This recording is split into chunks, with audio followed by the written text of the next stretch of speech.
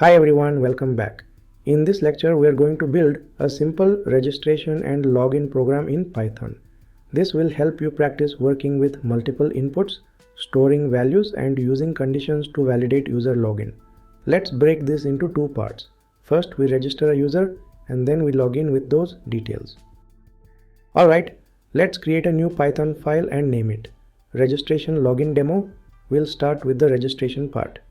Let's type username equals input function. Within brackets, within double quotes, type register a username :space.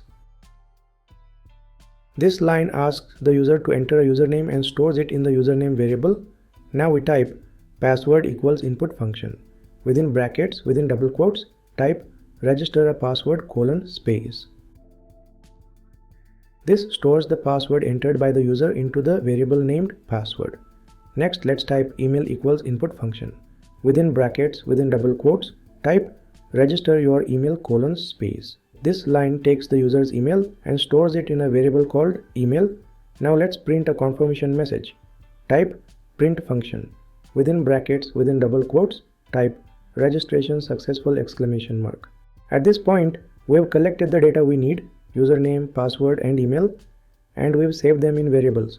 Let's now run this section of the program and check the demo. The program asks register a username. We type Ramesh, hit enter. Register a password. We type my password, hit enter. Register your email. We type ramesh@example.com, hit enter. Registration successful, perfect. Registration part working as expected. Now let's move to the second part, the login section. We'll ask the user to enter the username and password again and check if they match the ones from registration. Login underscore username equals input function. Within brackets, within double quotes, type the string, enter your username :space. Next line, login underscore password equals input function. Within brackets, within double quotes, type the string, enter your password :space. Now we'll check if the entered login username and password match the original ones. Notice that the original username and password will be stored in the registration section. Now let's type if login underscore username double equals username and login underscore password double equals password : This condition checks both the username and password. Now indent the next line print function within brackets, type double quotes, login successful ! Space, welcome space plus login underscore username plus exclamation. This prints a welcome message with the user's name.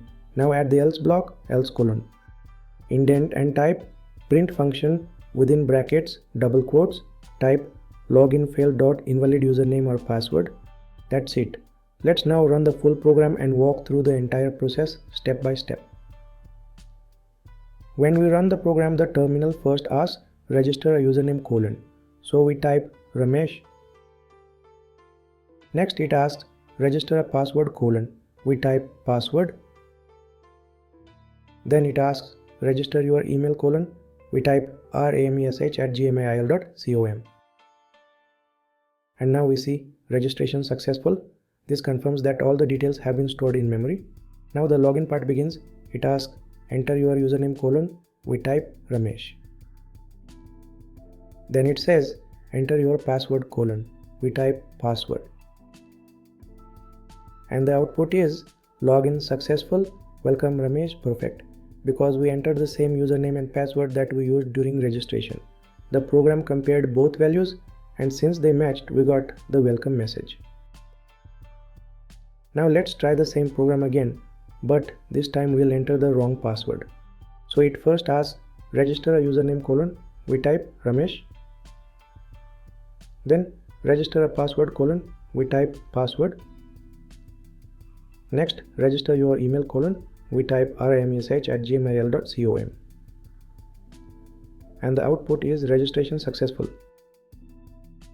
Now the login begins. It asks enter your username : We type Ramesh. Then enter your password : This time we type wrong password . And now the output is login failed, invalid username or password. That's because the password we entered does not match the one we registered with. This simple Python program helps you clearly understand how input handling, condition checking, and string comparison work together. It's also a great starting point for building real-world login systems.